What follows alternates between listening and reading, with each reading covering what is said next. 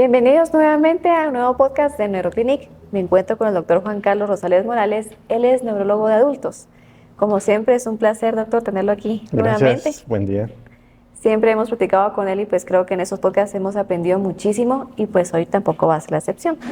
Vamos a hablar sobre un tema muy interesante. Sé que ustedes en algún momento en sus hogares o tal vez conocen a un familiar o amigo que puede sufrir de esta enfermedad, ¿verdad? Que es la epilepsia. Sabemos que el doctor en Neuroclinic maneja a estos pacientes, entonces vamos a aprender sobre qué es, cómo él realiza la evaluación, el tratamiento, para que ustedes más adelante puedan llegar a visitarlo también. Así que, doctor, vamos a hacer siempre una introducción, ¿verdad? Explicando qué es la epilepsia. Muy bien. Aquí en la epilepsia vamos a definirla que es una situación donde vamos a tener signos y síntomas provocados por un trabajo excesivo de las neuronas del cerebro, ¿verdad? En este caso va a ser excesivo y de forma desorganizada. Y dependiendo del área cerebral que se esté estimulando o que sea afectada, pues la clínica va a cambiar de paciente a paciente. Como toda enfermedad sabemos que tiene causas, ¿verdad? En este caso también hay diferentes causas para que una persona pueda sufrir de epilepsia. Sí, hay diferentes causas. Pues nos vamos a englobar en general. Podemos decir que tenemos causas genéticas, ¿verdad? Estas, pues, como por ejemplo, ¿verdad? Mamá o papá tuvieron epilepsia y se lo pueden transmitir a los hijos. También tenemos causas infecciosas. Hay ciertas infecciones que pueden afectar el sistema nervioso y derivado de esto pueden provocar también epilepsias. Tenemos causas metabólicas. Entre las causas metabólicas, un ejemplo, podemos tener alteraciones de los electrolitos, ¿verdad? Uno de los más frecuentes es el sodio, que al afectarse también pueden provocar epilepsias. Tenemos causas estructurales, en este caso, por ejemplo, pacientes que tienen masas cerebrales también como secundario a esto, pues pueden presentar epilepsia. También tenemos causas autoinmunes. En este caso, pues hay un grupo de enfermedades donde el cuerpo, las defensas del cuerpo se atacan a sí mismo, ¿verdad? Y secundario a esto, pues provocan epilepsias. Y siempre tenemos un grupo de epilepsias de origen desconocido, ¿verdad? O idiopáticas. Okay. Usted ya que menciona ahorita las causas, ¿alguna de estas pueden ser modificables para evitar la epilepsia, digamos? Sí, algunas pueden ser evitables. Por un ejemplo, ¿verdad? Si estamos hablando de las metabólicas, es muy frecuente en ocasiones en personas de la tercera edad que porque toman ciertos medicamentos o porque han tenido diarreas o vómitos, alteración electrolítica. Y secundario a esto, pues ellos son más lábiles a presentar ese tipo de epilepsias. Entonces, en este caso, podríamos evitarlo, ¿verdad? Excelente. Bueno, hablábamos también detrás de cámaras que existen diferentes tipos de epilepsia, ¿verdad? Muchos llegamos a confundirnos y a asociarlo con convulsiones, que de hecho más adelante vamos a hablar en un segundo podcast. Los invitamos desde ya para que puedan verlo. Pero usted nos explicaba, ¿verdad?, que hay diferentes tipos y esas se manifiestan también de diferente manera. Así que no sé cuántas sean, pero me gustaría que las mencione y nos dé un ejemplo, ¿verdad?, tal vez de pacientes que usted ha manejado para que podamos entender un poquito más sobre estos tipos. Sí, bueno, en lo que estábamos platicando en un momento determinado es de que generalmente asociamos de que epilepsia, todos son convulsiones, ¿verdad? Vamos a definir la convulsión, es con un paciente que cae y comienza con movimientos bruscos y violentos. No todos los pacientes presentan esta clínica. En un momento determinado, por ejemplo, en Neuroclinic hemos visto, le voy a poner un par de ejemplos que son muy variados, ¿verdad? Pues un paciente lo llevaron a la clínica porque tenía mucho sueño. Y cuando yo estaba entrevistando al paciente, el paciente me dijo, no, doctor, mire, yo me siento bien, no me duele absolutamente nada. Mi familia dice que yo tengo mucho sueño, pero yo creo que es normal, ¿verdad? Y en medio de la entrevista yo le hice una pregunta y él cuando me la contestó, me repitió como 4 veces la misma frase, ¿verdad? Entonces, en este caso, la epilepsia en él, esa era su manifestación, repetir la frase y después, como secuela de esa crisis que tenía, le quedaba el sueño, ¿verdad? En ningún momento convulsionó, o sea, no tuvo movimientos violentos, ¿verdad? Otro ejemplo que tenemos, por ejemplo, un paciente de 14 años lo llevaron por dolores de cabeza conmigo.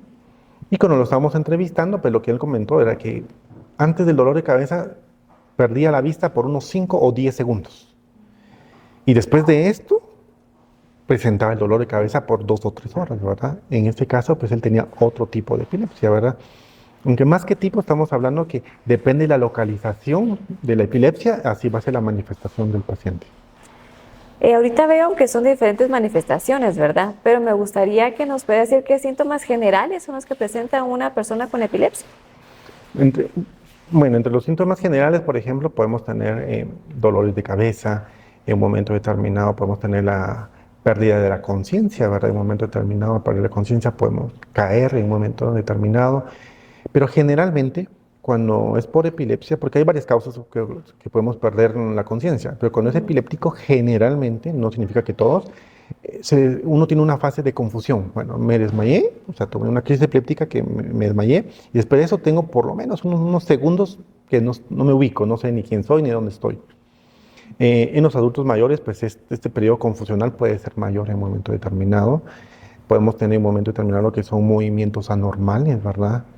No necesariamente tengo que perder la conciencia para que considerar que sea una epilepsia. Hay epilepsias donde no voy a perder la conciencia. Es ideal realmente hacer una evaluación diagnóstica, me imagino que muy exhaustiva, ¿verdad? Para saber no solamente cuáles son los síntomas que presenta, para diagnosticar que sí es epilepsia y dar un buen tratamiento. Entonces, ¿cuáles son los tipos de evaluaciones que ustedes realizan en Neuroclínica? Muy bien. Tomando en cuenta las causas que ya mencionamos de la epilepsia, en Neuroclinic lo primero, pues obviamente va a ser la interrogación, siempre recordando que una adecuada interrogación nos da un 80% del diagnóstico. Dependiendo de esto, pues ya vamos con los signos clínicos en un momento determinado y después de esto, pues nos podemos apoyar con ciertos estudios. Por ejemplo, algunos estudios de sangre, podemos pedirle, podemos pedir en la clínica, realizamos lo que es el electroencefalograma, ¿verdad? Que esto nos ayuda mucho a determinar el tipo de epilepsia que tiene un paciente. También tenemos que realizar estudios de imagen cerebrales, ¿verdad? Dependiendo del caso, podemos pedir una tomografía o una resonancia magnética, ¿verdad? Estos son como que los que tenemos a nuestro alcance. Excelente. Y esos los realizan directamente dentro de la clínica, ¿verdad? No es que los pacientes tengan que salir a otro lado a realizar estas evaluaciones. Sí, en Neuroclinic, pues nosotros realizamos en la clínica el electroencefalograma y en el mismo lugar donde estamos ubicados, pues tenemos disposición de resonancia magnética y laboratorio. Entonces el paciente, pues realmente no tiene que salir de otro edificio, por así. Ah, muy bien. Como mencionamos en el principio, siempre se confunde lo que es la epilepsia con la convulsión, ¿verdad? O a veces lo asociamos. Entonces, de manera breve, me gustaría que nos explicara cómo es que se da un proceso, un periodo de convulsión. Un periodo de convulsión, generalmente el paciente pueden tener síntomas premonitorios. En un momento determinado el paciente puede sentirse mareado, puede tener sensación de miedo. En ocasiones el paciente me dice, mire doctor, yo, antes de la convulsión yo tengo un miedo, nada específico, simplemente es el miedo o siento que algo me sube por el estómago. Después de esto pierdo la conciencia. El paciente realmente no se da cuenta.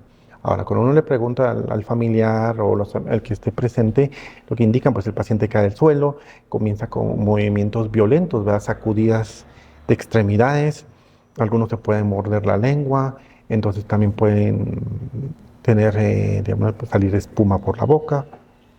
Esos son como que los pasos de una convulsión. Después de esto, cuando sucede la convulsión, tenemos que tomar en cuenta que la convulsión no debe exceder más de un minuto.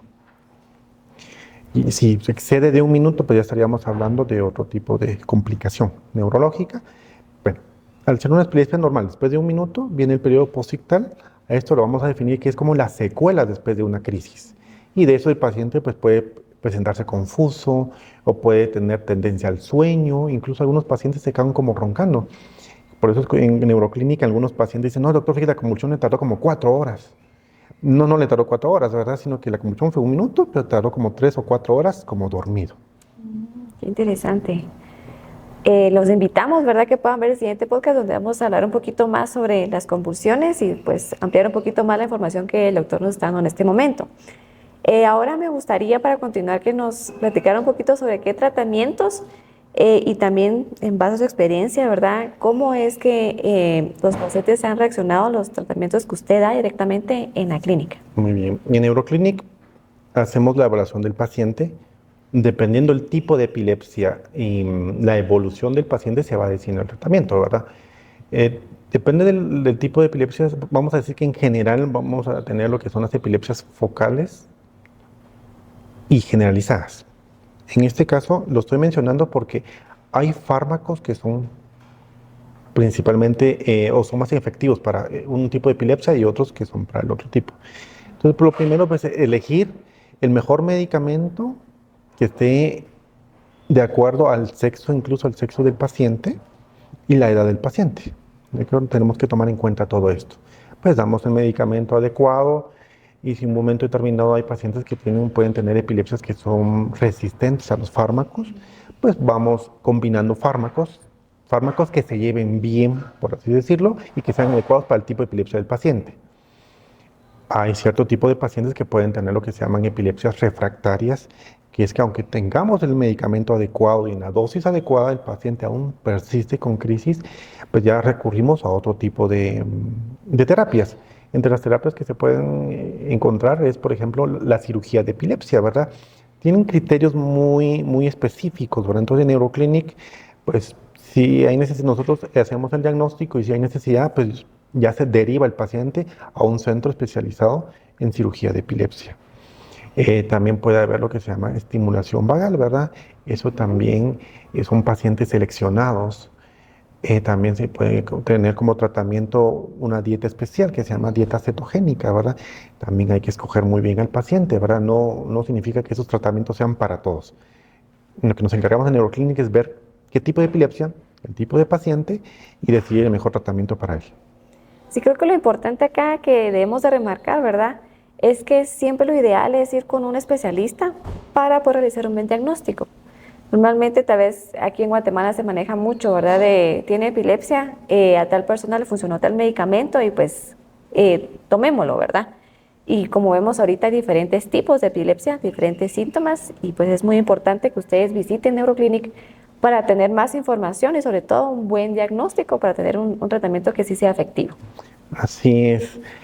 Algo muy importante es saber, aquí, bueno, en Guatemala en general hay un par de fármacos, no diré el nombre, pero son de uso común, ¿verdad? Y a veces no son los mejores para el paciente. Por ejemplo, en una mujer en edad fértil tenemos que tomar en cuenta que en un momento determinado puede quedar embarazada. Entonces yo tengo que seleccionar un fármaco adecuado que no vaya a afectar demasiado al bebé y a la mamá, ¿verdad? ¿Y hay fármacos que tienen efectos secundarios? Todos los fármacos antiepilépticos pues generalmente tienen efectos secundarios, ¿verdad? En un momento determinado, pero algunos son tolerables, no hay ningún problema que el paciente los pueda tener. Sin embargo, hay otros que son muy molestos. Incluso hay algunos que son a largo plazo, el paciente puede tener algunas complicaciones. Pueden controlar muy bien la epilepsia, pero a largo plazo pueden tener algunos efectos secundarios. Por eso es fundamental hacer bien el diagnóstico y seleccionar el mejor fármaco para el paciente. Excelente, así que ahorita todos estarán preguntándose, ¿la epilepsia realmente se cura? ¿O en sí cuál es el pronóstico del paciente que ya fue diagnosticado y pues que ya está llevando un tratamiento? Hasta el momento no hay ningún fármaco o terapia que cure como tal la enfermedad. Los fármacos y las terapias lo que van a hacer es controlar las crisis. Lo que sí podemos tener es que hay pacientes que luego de que se controlan las crisis, pasan años o incluso ya nunca vuelven a tener la crisis, ¿verdad? Pero hay otros pacientes que se controla la crisis, se quita el fármaco, la terapia que se haya decidido y luego de ciertos años pueden volver a tener crisis epilépticas. Entonces, fármacos para curarlo no hay. Lo que tenemos son fármacos y terapias para controlar la enfermedad y sí se puede controlar.